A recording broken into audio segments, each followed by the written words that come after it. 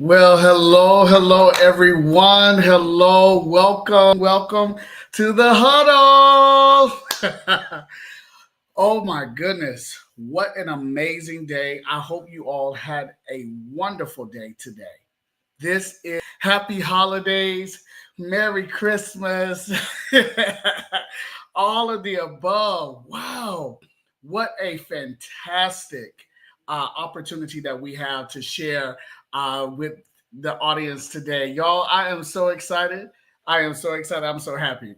I hope that you had a mad, I hope that you had a fantastic, amazing, spectacular, just awesome day today. Because why? Because you're awesome. That's why. You're awesome. And because you're awesome, that means no matter what has gone on throughout the day, you have made it awesome. I'm so excited, y'all. I am excited. Y'all, let me get something together real quick because I want to share some great news to you. So just give me one few seconds here. All right. And I am going to get in a better position here. I'm so excited to see y'all. This is good. This is good. Let's see here. Get my mic right. All right, we about to have fun. Let me get something going on here.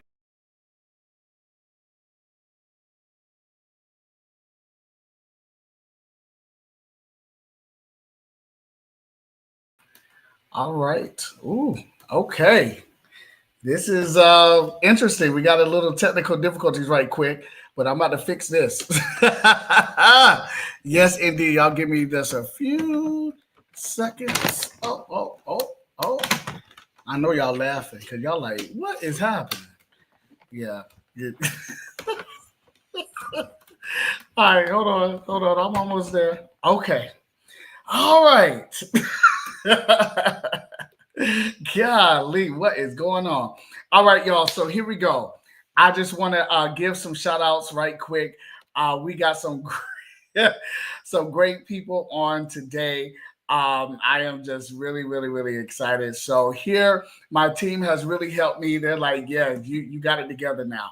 All right, so welcome to the huddle, the holiday edition. It is so powerful. It is so great to see y'all. Y'all, I am happy because you all are here. And so we got some huddle fans. We have some huddle fans. Let's see what's happening. All right, we got Anonymous 6776.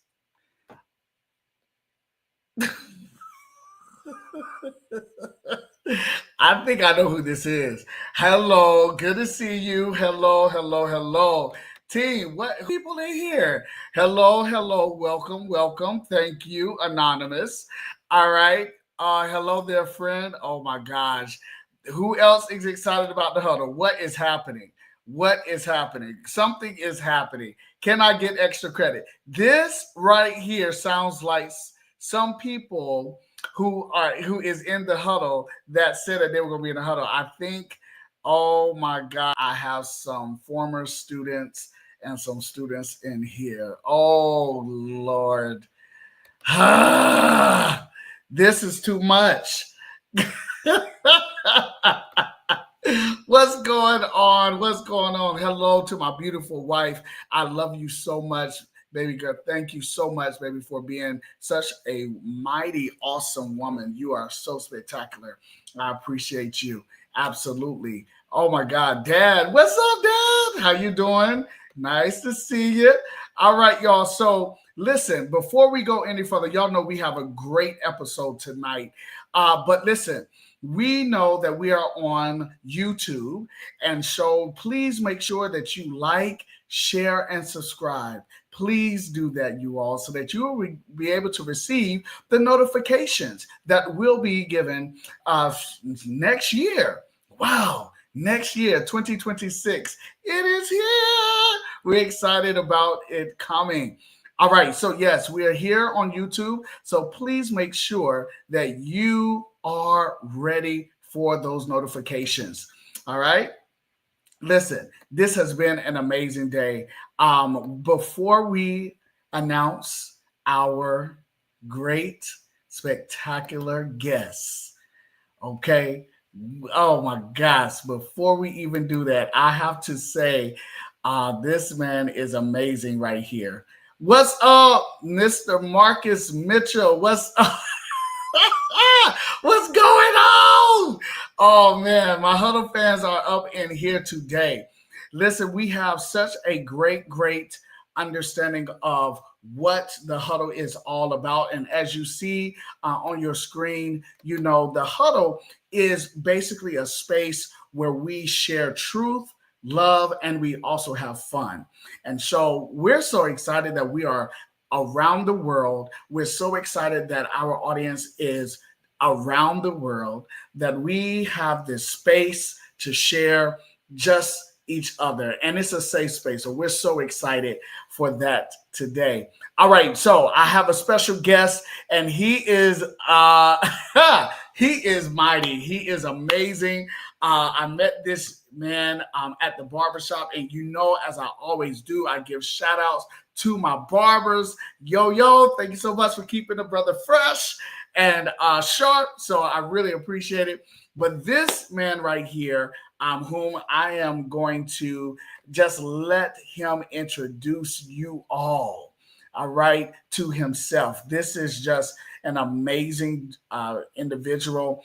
He wear a lot of hats, y'all. He really does. But we're about to do something that is going to provide insight. And as you've seen in the flyer, you saw that we're talking about holiday specials and home ownership. Absolutely. Holiday specials and home ownership. So this is getting ready to be amazing. And I know he's like, hurry up, get me on. But before we do that, guys, you know, as always, we have to go through a commercial break. And then right after that, we'll bring on our special guest. Stay tuned. Hey, Huddle fans, got something on your mind? We want to hear from you. What topics are you craving? Email us, thehuddlewithmichael@gmail.com. Elevate your life vision. Thrive with us in the Huddle with Michael. We are live every other Friday at 8 o'clock p.m. Eastern Standard Time on YouTube and Michael Fulton's Facebook page. Email us your topics at thehuddlewithmichael@gmail.com. And yes, we'll see you in the Huddle. All right. Welcome again, everyone, to the Huddle. It is great to see you. It is great to know that you're here on the last episode of the year. Woo. Yes, indeed. Wow. We made it through. And I cannot wait to next year, you all. We have a special lineup. This is going to be amazing. And so let's go ahead and bring up our special guest tonight. Mr. Carlton Pulley is our special guest. I'm excited. Okay, so without, I know y'all like bring him on, right? So here he is, the one and only. This man is amazing, y'all, and y'all will figure it out as he speaks, okay? So here we go, Mr. Carlton Pulley. Hello there. Well, hello, good sir. Good sir, how are you? Well, I hope you're doing well. My brother, I am doing super. This is an amazing day. This is the holidays, man. We made it through 12 months. But we made it. We're here. We made it. We're here. Okay. Now, y'all put that in the chat. Y'all definitely put that in the chat. We made it. We're here. Oh, see, I told you he's on fire already. You ain't even been on 30 seconds. Good gosh, man. Golly, man. You know what? Listen, here we got some fans in here. Oh my goodness, saying, look at this right here. Mr. Carlton Pulley is the GOAT. Look, I'm telling you, they got my face on it. You see what I'm saying? These people, they're just too funny. We're excited for you, sir. And so, Mr. Carlton, I'm going to call you Carlton. Hey, bro, why don't you tell the people who you are And tell us a lot about you because I know a lot, but I just want you the great information about yourself because hey, you the best one who can do Um, well, I'm Carlton Pulley, a native of Raleigh, North Carolina. Um, I am married to my high school sweetheart, Kendra. We've been married for 15 years now, and we have three sons. Um, and uh, Most of my career has been spent in the real estate construction industry. So I have worked on a number of churches, both locally here in Raleigh, throughout North Carolina, really, and then also up in the DMV area, um, constructing new buildings, project management for major projects, managing major building projects, and also locally helping people get into real estate, helping people get into their first homes, their second homes, and just stressing the importance of what home ownership really means in the long run. So I'm a big proponent for home ownership. I believe everyone needs to get into it. Believe everyone needs to get into it as soon as possible. Um, and so that's Carlton in a nutshell. it. Well, we appreciate you. Woo! Man, listen, wait a minute. We need to go back a little bit. Okay, You married your high school sweetheart. I did. I did. What? What content? Wait a minute. Okay, listen. How did you now high school? Okay, now listen.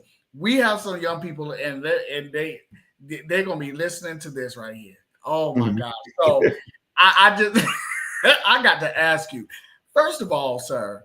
How did you know that she was the queen in your life at high school? Well, I think over time, you find that out and you realize that this is who you need to be with.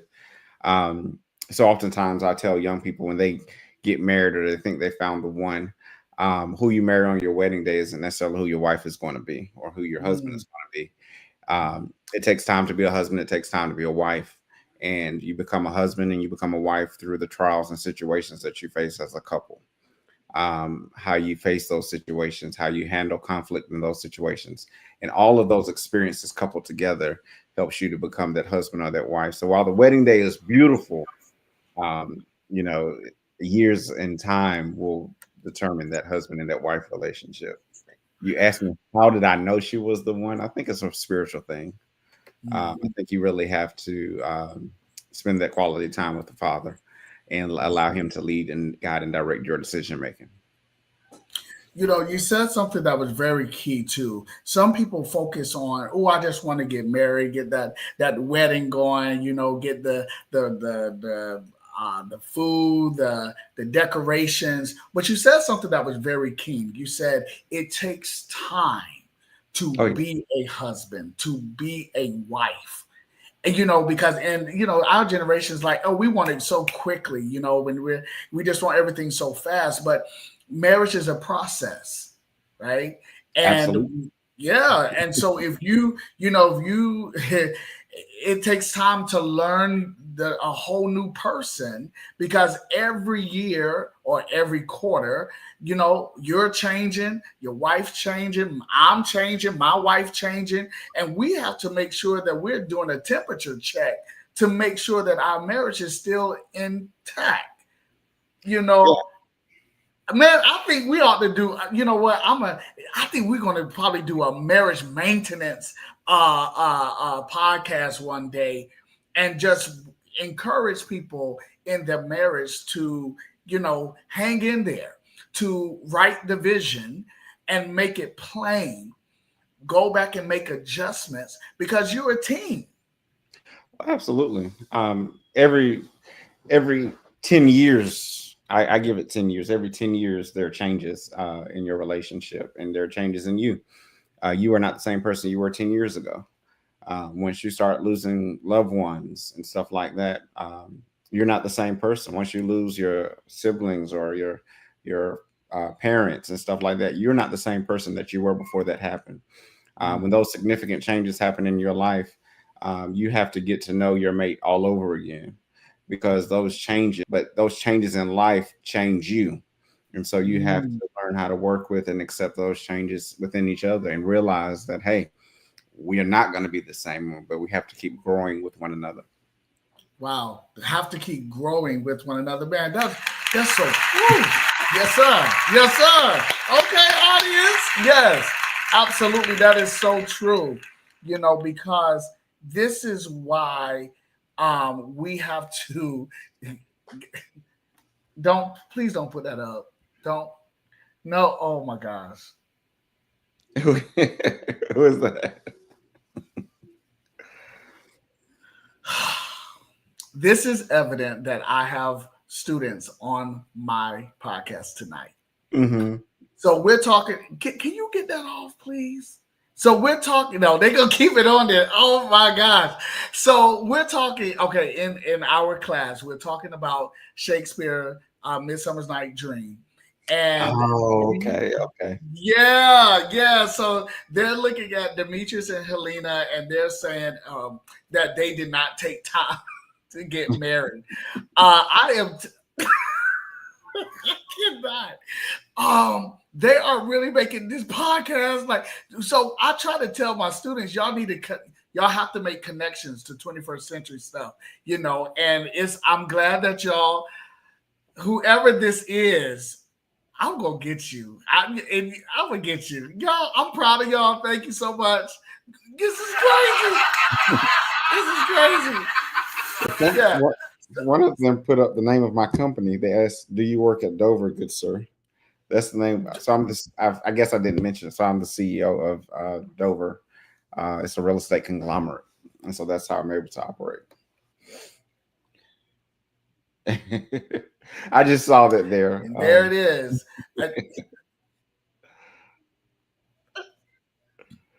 So we do have people in here. These are my Huddle fans, and they range from whatever age all the way up who know how to type. But but at the end of the day, definitely making sure that whoever you are, going to, as we say, when we marry people, we need to marry not on potential but purpose, right? That whenever there are changes, we are aware of those changes. And even if you're not aware and your partner make you aware, humble yourself to say, I didn't know, and make that adjustment. Well, Mr. Carlton, let me tell you something. Now, listen, we're not going to turn this into a marriage seminar, but it is very, very important. And so the first thing I want to talk about tonight is real estate. Okay. We're going to have a real estate focus. And with that being said, in your intro, you said that you really want people to just go ahead and purchase a home and home ownership. I do understand that in certain communities we have low percentages of home ownership, and in this economy now, I was listening to ABC, and they said that home ownership is people are owning homes later in their lives now. And now I did hear a number. They said at the age of 40, it seems like people are just now wanting to own a home. So I'm interested in what your knowledge is about this. So let's go ahead and get started. All right, so here's the question, and our audience probably will answer some of these questions here. But the question is, dealing with home ownership, what is one way you've seen home ownership change a family's life? From a financial, emotional, or generational perspective. Can you talk about that? Yeah. So when I started in real estate, I was licensed back in 2014. So since then, I've seen a lot. I've seen the market change. When I came into real estate, we were coming out of a down market with the 28s and 2008s and 2012s of the when the market tanked, and Yeah. every people lost houses and the economy just tanked. It was a different time back then. Mhm. What I realized though is as I started helping people purchase homes, um, I wasn't just helping first time home buyers. I found Mhm. myself in situations where I was helping first generation home buyers. And so this Oh, was people's, nobody had ever owned a home. Um, especially in our community where, I think it's something like um, our home ownership rates are in like 40% range, and our yes. counterparts' home ownership rate are in like the 75% range. And Yes. so it's a drastic difference. But there's some part of the issue is we have a lot of people who have a lot of knowledge on TikTok and YouTube who are sharing information on you shouldn't buy a house now or you shouldn't do this now. Mhm. The beauty of owning a home is, uh, home ownership to begin with, owning the ground you live on, but also building equity. Mhm. Um, that's the quickest way to build wealth. When you see people purchasing properties, they're not just purchasing properties just because to have cash flow. They're waiting for the equity to build up. So they're buying houses where it may not be the best time to buy, where it may not be the best area. They're buying houses, um, you know, for instance, when we purchased the house I live in now, there was nothing here. We didn't have, we had like one or two grocery stores nearby, and Okay. there was talk of Sam's might be coming, and My we had just got a Zaxby's, and so that was the highlight when we were happy we got Zaxby's. But as time went on, and now I have within a 1 mile radius of my home, I have 5 different grocery stores. Um, we have Sam's, we have all of these different restaurants and stuff. But we moved at a time to where that equity could be built.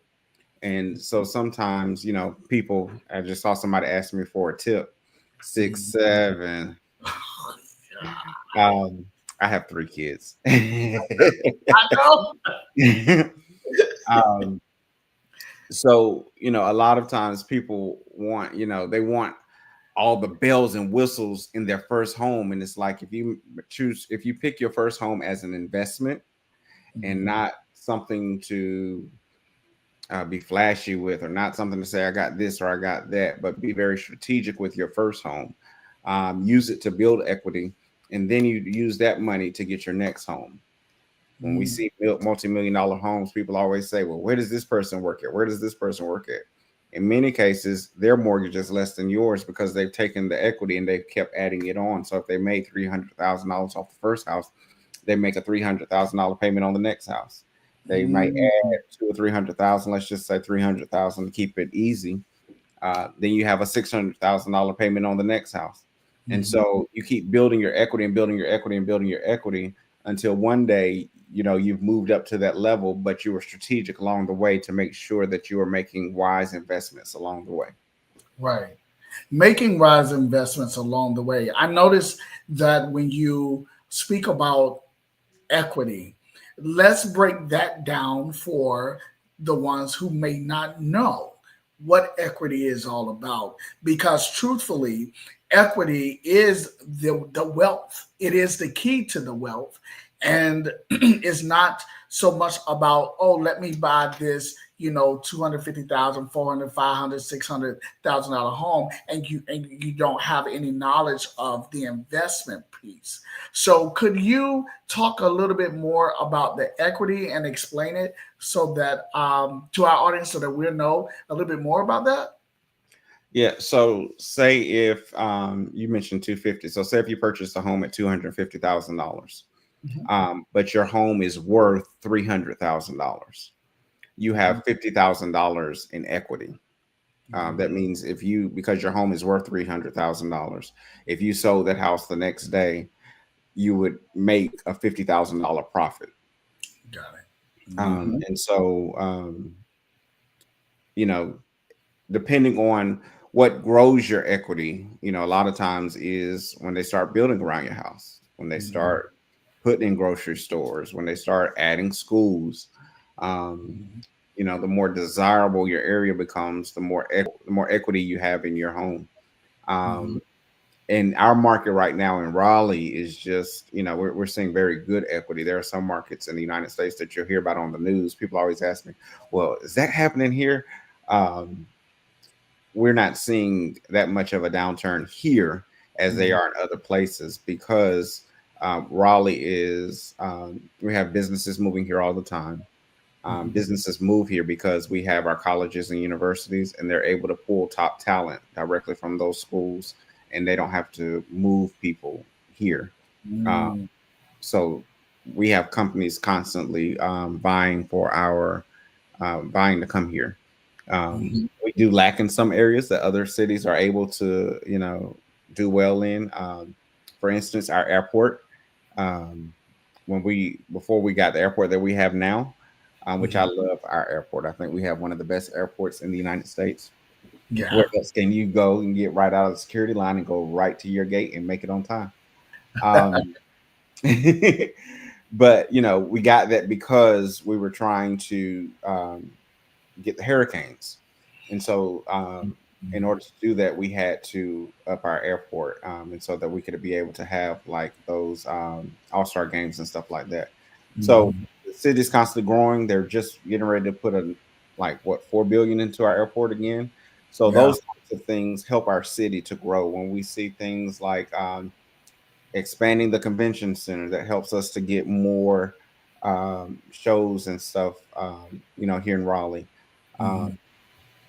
all of those things help our city, and all of those things help you as an individual when you have an address here. That's good. That's so true because the Lenovo Center. I mean, they're just getting ready to Right. really revamp that, and so. But here's a question that I have as well. So when we talk about, if you could debunk one myth people believe about buying a home, because there's, like you said, there's so many different uh, ideologies, there's so many different theories, there's so many different experiences about buying a home. But if you could debunk one myth people believe about buying a home, what would it be and why? They wait for the right time. The Ah, right time is now. hmm, Because people think, well, I'm going to wait till the market does this, or I'm going to wait till interest rates do this. Um, if interest rates change, you refinance. You don't wait to buy a home because of an interest rate. Once you find that ideal situation, you move forward. hmm, Um, and then a lot of times when I talk to people about interest rates, they don't understand. Like when they say, like this week, the interest rate was reduced, I think 25 basis points. hmm, Um, that doesn't necessarily affect mortgage rates. That affects borrowing money. Um, hmm, so we're in, we've had like two or three reductions this year, I think, on interest hmm, rates. Um, that doesn't that doesn't directly correlate to your home mortgage interest rate coming down. This hmm, year, when they lowered the interest rates, we saw home mortgage rates go up. hmm. So it's not a direct correlation because they're two separate entities. They're not, Ah, I shouldn't say separate entities, but there's not a direct correlation hmm, hmm. between your home mortgage rate and the interest rate of borrowing money. That So that's then not the news.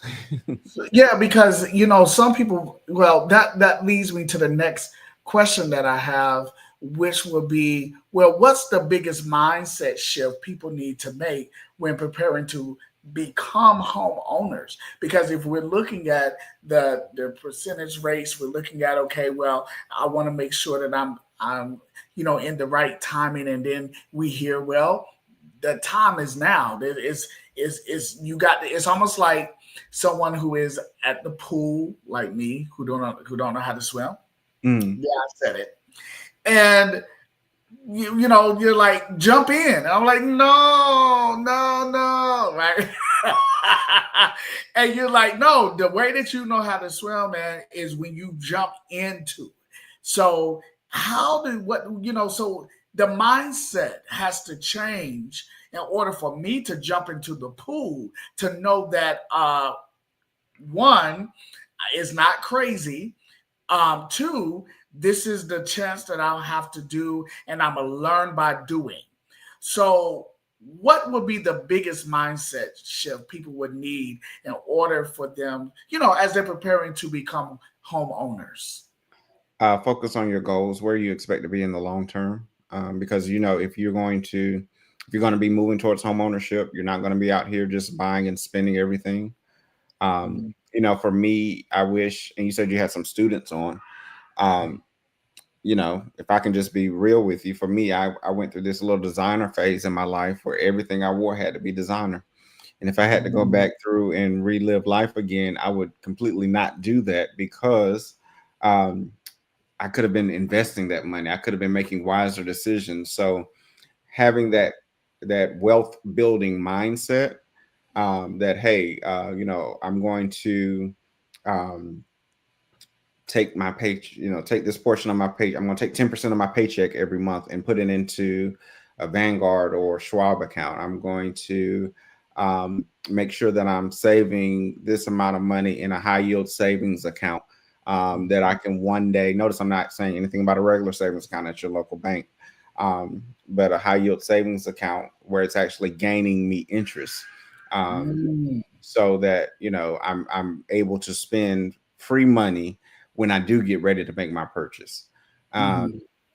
so, the mindset has to shift to I'm going to be wealthy one day. And if I'm going to be wealthy one day, I'm going to have to make decisions today to help me get there. So, helping people today is we're so right now in the market of I want to go ahead. We just emotional spending is a term that is used. I want it now. I want to get it now. I got the money. I can do it. Let me go ahead and get it now. And when you think about okay, the long term, if you want to uh, be that home owner, there are uh, sacrifices that must be made. Could you I was looking at something where it was talking about you made a statement about how when we are shifting our mindset to home ownership, we need to operate.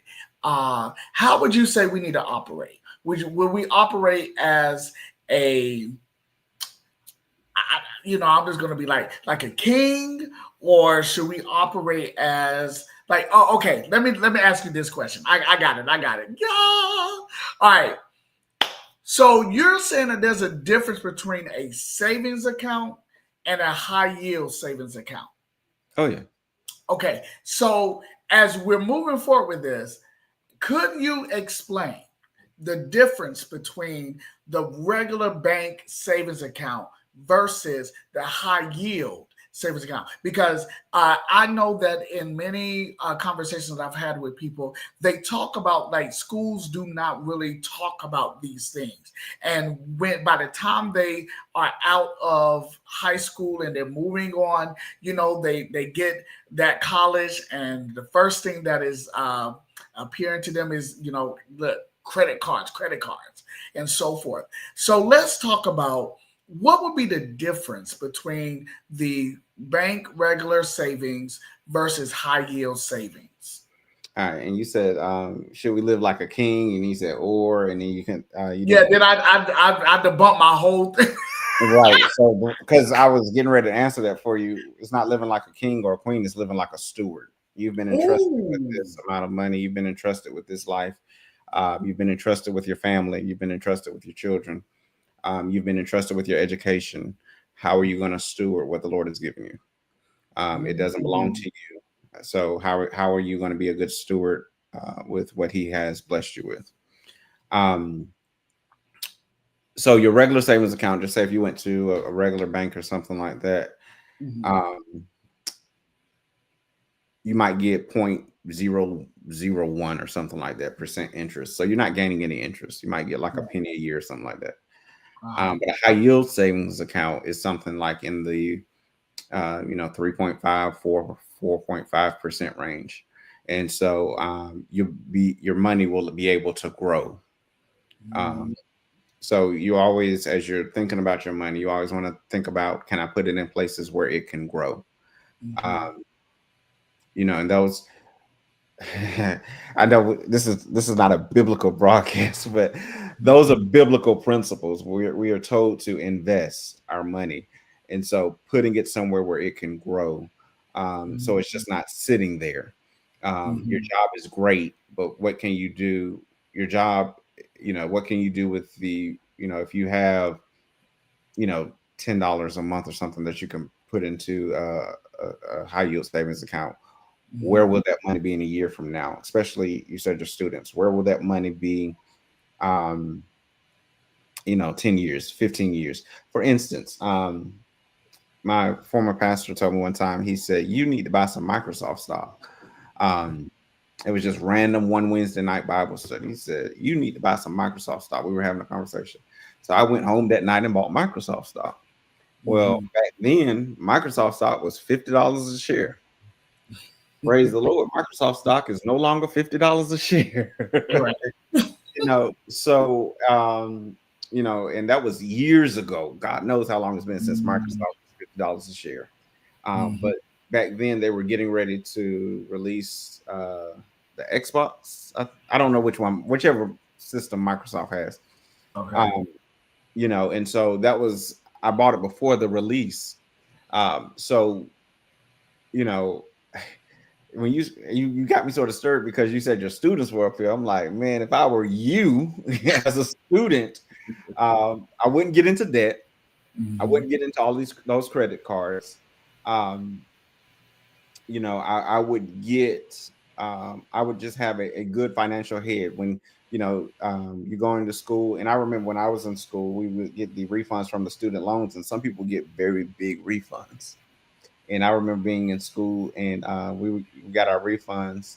And this one guy, he went out and had spinners on his truck that he had, and that's what he did with his refund money. So I'm still young. I know that was spinners was a while back. My Gen A's are probably on here like, what is spinners? But you know, but having that mindset, what if you take your refund check and you invest it? Mm-hmm. What if you put it towards your future down the road? Because let me tell you, even when it comes to getting a loan to start a business or doing something, you still have to have your owner's investment. You have to have your owner's initiation that they want you to put into a business loan. So I mean, don't spend carelessly. I put Right. it that way. Right. Let me tell. Yes, you know what? I have to. The reason I started laughing was because I can directly. I think you're talking about me. I know you're talking about me because when I got that refund check, sir, that Uh-huh. the word investment was nowhere in my vocabulary. When I got that money, as and just graduated from high school and directly into college, and I got that. We're not talking about no $200, $500. We Right. talking about thousands, right? And I remember directly going and I put the spinners on my You did.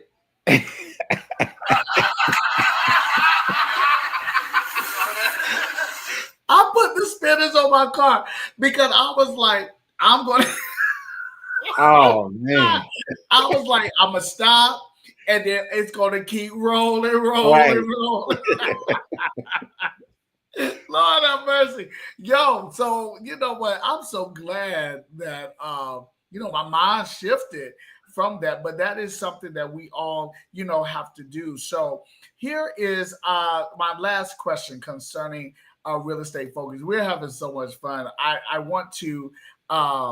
There was a question that my wife is laughing because I think she remember my spinners, man. Oh, I'm really? telling and look, and I'm talking about the spinners.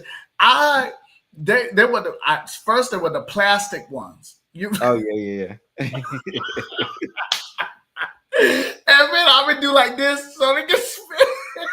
Oh man.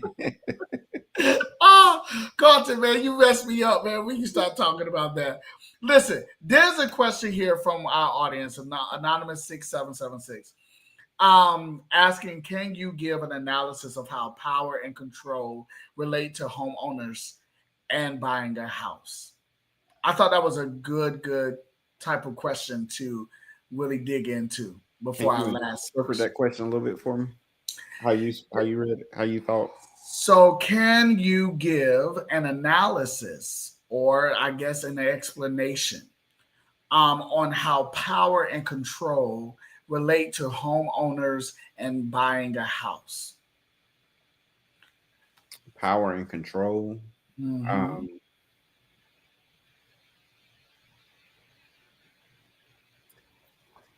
Oh, they got you. yeah, They, because I'm trying to figure out what they're trying to how they're not power playing. and control relate to home ownership, like the power of owning the land that you live on. Is that what Let's go with that. um I mean, it's powerful. One of my goals as a young man was I never wanted to raise my children in another man's house. Mm-hmm. And so one of my goals was that I would own a home before we had children. By the grace of Mm-hmm. God, we were able to accomplish that goal. Mm-hmm. Um, you know, I had an apartment in another city. And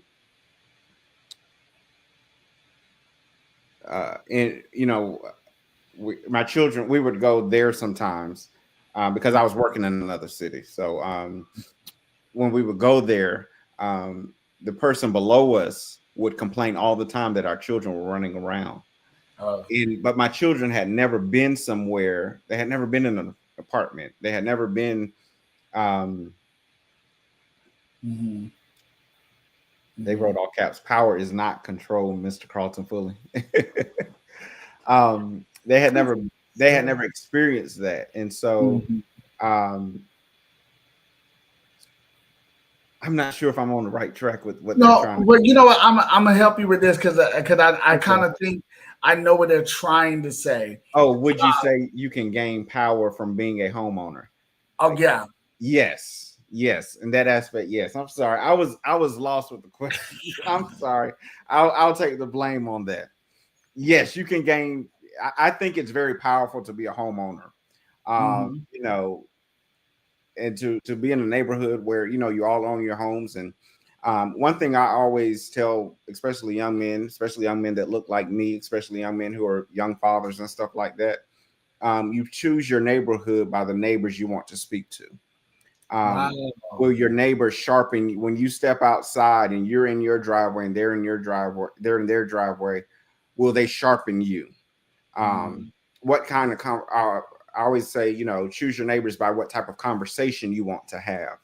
Mm-hmm. Um, do you want to be talking about Cardi B and what's happening with celebrities, or do you want to be talking about um, ways to grow your money? Will you talk about ways to get connections?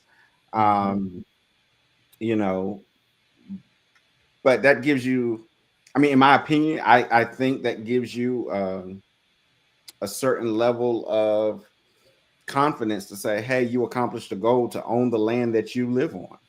Mm-hmm. Uh, yeah, I mean, our earlier generations, most of them own their property. Mm-hmm. Um, my grandmother used to tell me about how they bought their home out of a Sears catalog for $1 down payment, and that Mm-hmm. house is still standing today, all brick, $1 down. Get out. Oh yeah, $1 down. Um, so it was her father's house and then their house are side by side, and both of those houses still standing, ordered out of a Mm-hmm. Sears catalog. Oh my gosh.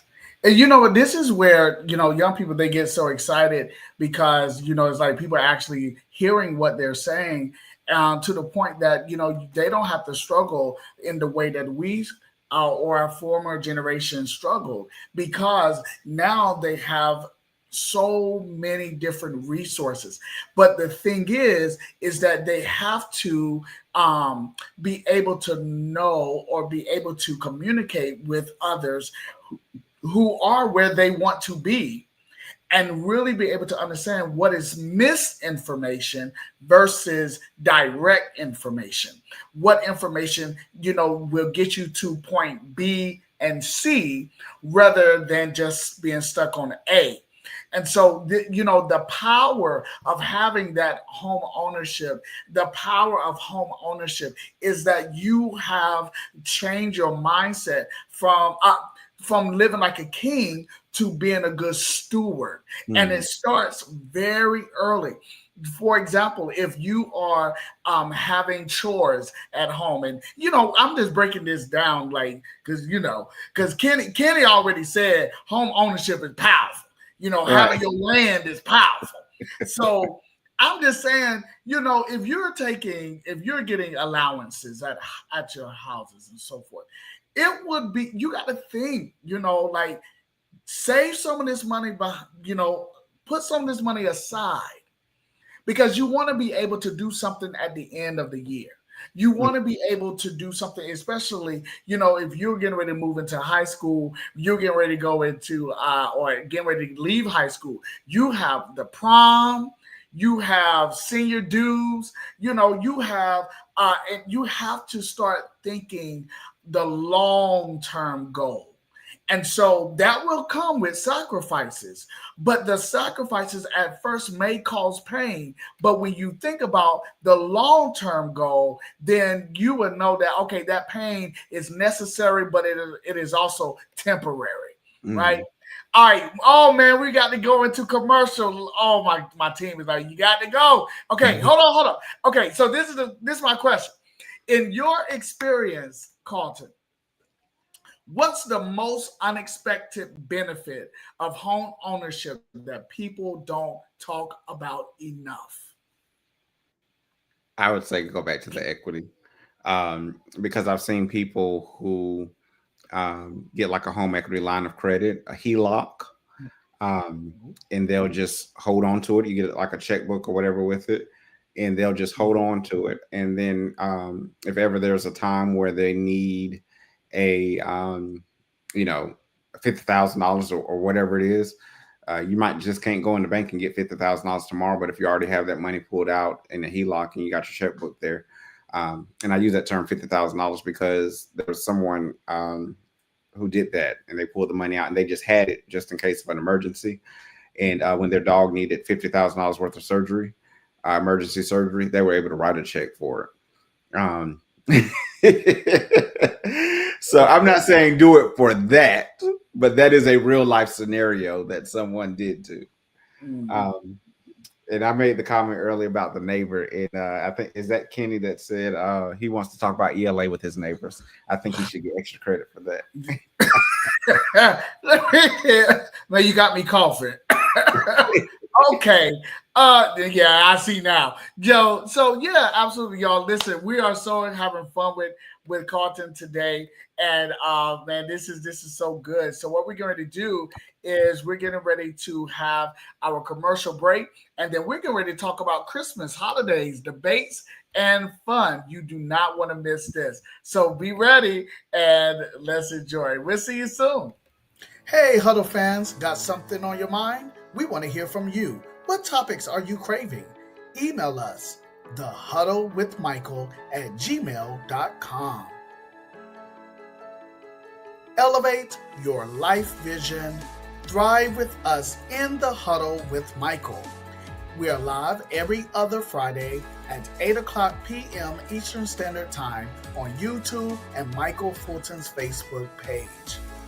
Email us your topics at thehuddlewithmichael@gmail.com. And yes, we'll see you in the huddle. Hello. Welcome again. Welcome, everyone. Welcome to the Huddle. We are indeed excited. We have with us Mr. Carlton Pulley. He is a real estate agent, a wise master craft builder. We're just thrilled to have him in the huddle with us today. And so we're getting ready now to shift it a little bit to the Christmas holidays and debates and fun. So, all right, here we go. This is gonna be good. All right. So, question: is putting up Christmas decorations before Thanksgiving acceptable, or is that crossing the line? What do you say about that, Carlton? We wait in my house till the day after Thanksgiving. I think we should pause and give that time to say thank you, uh, and give the Lord, a thank you, and then we go after that, and then we celebrate Him for celebrate God for sending His Son to the earth. Uh, so we Okay. pause to say thank you, and then we celebrate the birth of our Lord and Savior. Okay. Okay. Okay. We got you. We got you. Hey. All right. Here's now. I would say this. That is good. I ain't gonna say nothing else. All right, so here is another one. Let's talk about this one. What's the most controversial Christmas food or tradition in your family, but you love it anyway? Oh, that I love anyway. Mhm. One thing that my family does different is we don't exchange gifts until after we eat dinner. So Oh. that's one thing because we like sit around in a circle or in the whichever house, whoever's house we're at, um, Mhm. and we exchange gifts that way. And it's fun because now the little kids, they wake up in the morning at their own houses, and they open their gifts and stuff. But whichever house we're meeting at, because we don't do a big Thanksgiving, our family does a big Christmas. Ah. And so it's a very big time of gifts exchanging. It gets very hot, it gets very loud, but it's fun, it's memorable. Mhm. My nieces are in their 20s now, and I still remember when they were little kids, jumping up and down when they were getting their gifts during that gift exchange time. So I love that tradition in our family. You know, that's what's up. That's what's up right there. Let's give a hand, y'all. That's what's up. Okay. All right. So here, oh man. Okay. Kenny says Thanksgiving night the tree goes up directly. Hey, you took that time to give thanks, and then you put your tree up. I have no issue with that. It is right there. There it is. Okay, now I'm gonna challenge you, sir, from a real estate perspective. Okay. Okay. All right. So from a real estate perspective, which Christmas movie house would you love to sell? And which one would you want to live in? Home Alone for both. I think that is a nice. I mean that house was a mansion. That was nice. I would renovate. It's been renovated. I saw the pictures recently. Yeah. But yeah, I would do the Home Alone house. That's a nice house. You know what? When I thought about this question, I said he probably gonna say that Home Alone. Because you know what, the Christmas movie, when you think about the Christmas movie house, Mhm. that's the only one that I really, really think about as well is the Home Alone house. And I think, yeah, when they really, really renovated that place, man, it's just amazing, amazing. Okay, so let's go with this one here.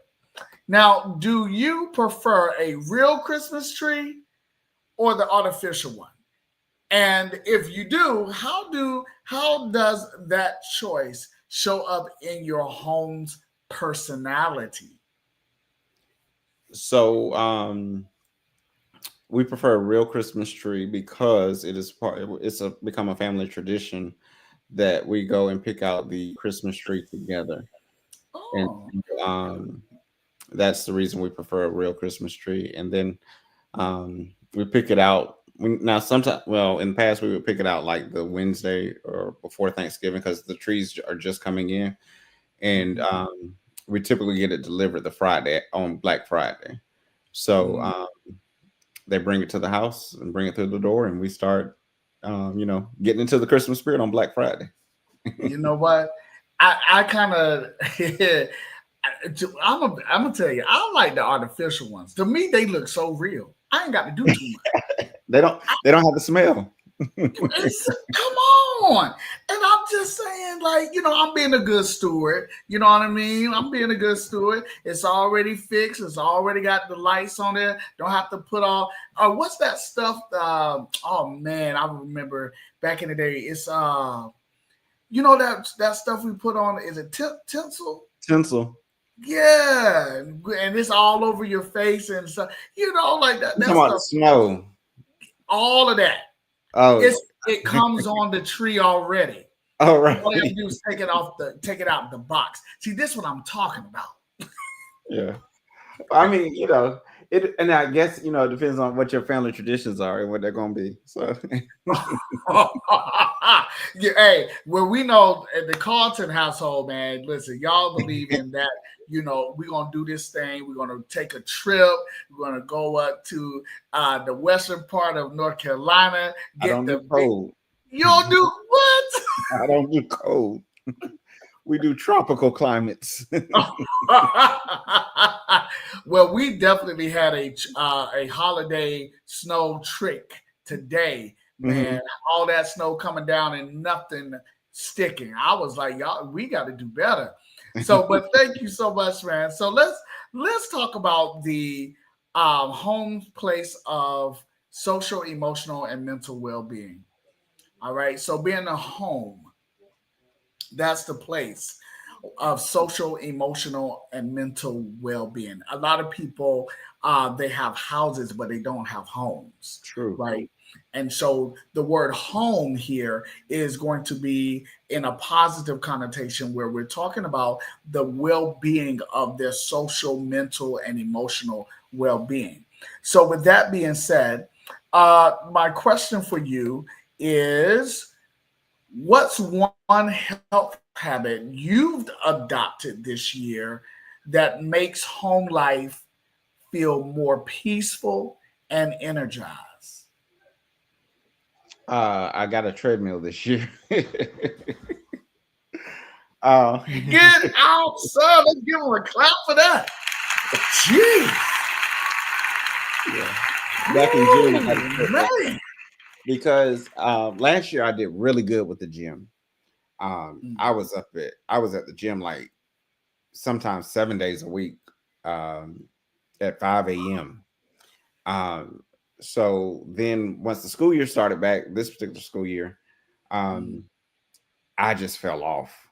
And so it was like I had to do something. And so this year, I went out and got a treadmill. and you're asking about what makes it feel more peaceful, energized. That helps me to relax and to be calm.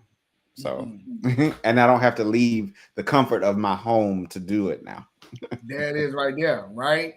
And you know what? I'm proud of you, sir. I am proud of you for getting that treadmill. Absolutely. Because I can look right across the street and see the gym and say, oh, yeah, I see it.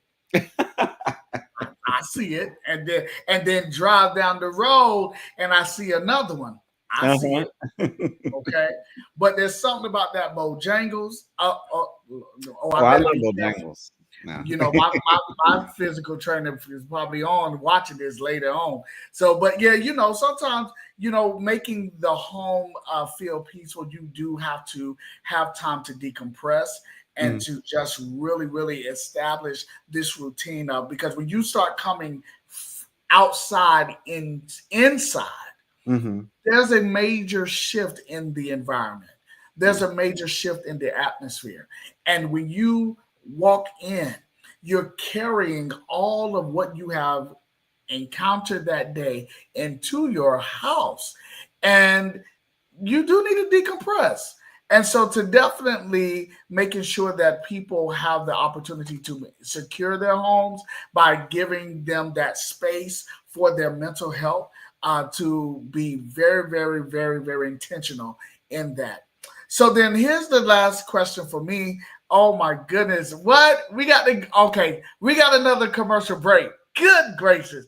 But listen, make sure you subscribe. Make sure that you share and subscribe, because we are definitely on YouTube, so that you'll be able to know when and receive those notifications. Well, ladies and gentlemen, we are still here with Mr. Carlton, and we'll be right back with the last portion of our episode for the evening. So stay tuned. We'll see you soon. Hey, Huddle fans, got something on your mind? We want to hear from you. What topics are you craving? Email us, thehuddlewithmichael@gmail.com. Elevate your life vision. Thrive with us in the Huddle with Michael. We are live every other Friday at 8 o'clock p.m. Eastern Standard Time on YouTube and Michael Fulton's Facebook page. Email us your topics at thehuddlewithmichael@gmail.com. And yes, we'll see you in the huddle. Well, once again, welcome to the huddle. Hey, everybody. We're so happy. We are so happy, y'all. We have been really having an awesome time in understanding home ownership and understanding exactly what it takes to be a homeowner. You have to, number one, know that you are worth being a good steward over the things that, yes, God has blessed you with, and what you're doing with your life. And so definitely we appreciate the fact that, life gives us lemonade, or lemons as well. I'm over here trying to be, deep. But life gives us lemons, but we have to make sure that we use everything and use it for our advantage to move us forward in life. Well, Mr. Carlton, here's my question to you, sir. If you could design the perfect healthy home, yeah, what top 3 features would it have to support mentally, emotional, and physically? I know you're going to have a treadmill. We already know that. But what? Well, I mean, I think the most important one that is not even a physical thing is love. There's no need to, I mean, even if you are living alone, you should be able to, home should be a place of solace where you can come, as you said, when you have faced the cares of the world, and you can come and just sit and just relax. When we first, designed our, bought furniture and stuff for our home, I did it for entertaining purposes. So it was like, okay, when we have people over, they can do this, they can do that. But as time went by, we were able to, do it in such a way to where it's more, we come home, this is our family, this is our family home, this is our time to relax and enjoy each other as a family. So I would say top priority is love, something to do recreation with, whether it's going outside or just something, to do recreation with. And somebody put bathroom. I think having that place where you can feel like you're in a spa is important too. So Oh, sir, this right here. Now you know you did that one good. That one was good right there. Absolutely. Having a spa in your house within your own bathroom is directly a good spot. That is a great place. Man, I'm telling you. Well, you know what, Mr. Carlton? This has been such a year of highs and lows, ins and outs. It's been a year of uncertainties, a year of, man, stress. It's been a year. I mean, we can directly say that. So as we conclude tonight, I want to ask you, what would be some principles that you would give to our audience, both young and old, that we could live by to help us in the new year and to close us out in this year? What will be some principles that you have learned that you will be able to share with us as a real estate agent, but most importantly, as Carlton. Don't be distracted. Wow. A lot of times, what we see on the news, what we see, just in life, will distract us from our true purpose and calling, and we'll Mhm. become so inundated with stuff that has, we can't do anything about it this particular time. Mhm. Um, whether it's political, whether it's socioeconomical, um, but don't be distracted.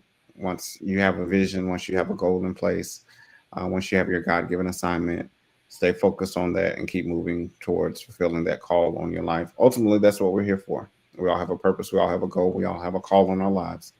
And that's what we need to focus on and fulfill. So if I had to leave you with something, I'd leave you with that. As it relates to home ownership, I said get started as early as possible, as soon as you can. If I had to do it all over again, well, now my first house would still be my first house. I dreamed about my first house before we found it.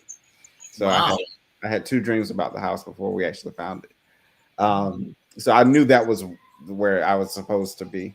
Yeah. Um, but for a young person watching today, if you're in high school, just hold this in your thoughts and in your mind.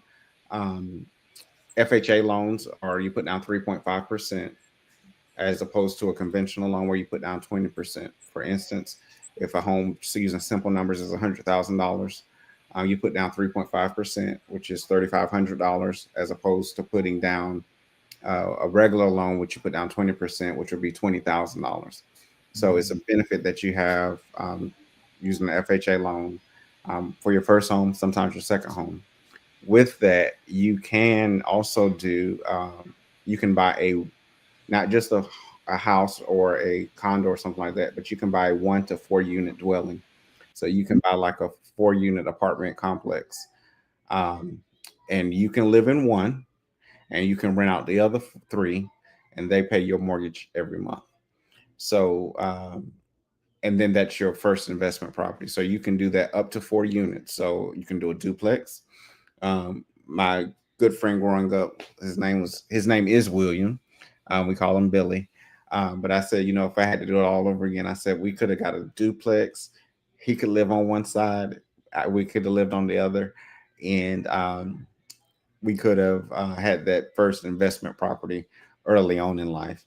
So you're never too, once you hit 18, you're never too young. It's never too early, and it's never too late to get in. I just recommend get in as soon as possible.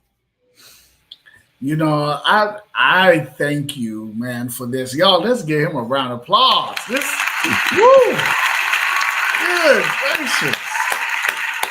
Yes, sir. I mean, such wisdom has been poured and imparted into us tonight. And so, Mr. Carlton, please do not go anywhere.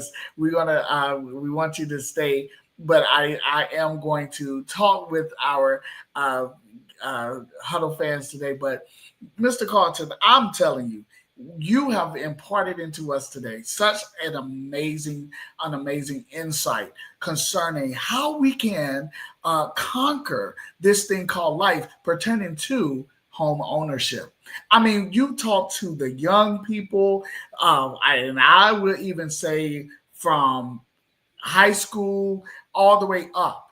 And this has been one of the most amazing um, time of gathering. And so we just want to say thank you so much, man. You're just an awesome dude. I told y'all, I told you he is going to be on fire today. I told you. So we salute you, sir. Absolutely. Absolutely. So Carlton, don't go anywhere. Stay right here. Okay. Uh, I'm getting ready to talk to our Huddle fans. Huddle fans, listen. We thank you, my team. Thank you so much for you tuning in, and thank you for hanging out with your boy throughout these months. We started in June, and we have been going strong since. So thank you so much, y'all. Y'all have been amazing. And listen, remember, no matter what goes on in your life, you hold on to your destiny, you pursue your destiny, and be a steward of your destiny. Do what you know is right. Don't allow anybody to persuade you to do anything that is not right. You have the power to conquer, so conquer. You have the power to move forward, so move forward. You have the power to learn from your mistakes, so learn from your mistakes. And remember, look, it is okay. Things are going to be okay. Why? Because you're destined for greatness. The year of 2025 for the Huddle is over. This is the last episode. We do love you all, and you all have a great evening. Have a good one. See you later. Bye bye, y'all. See ya.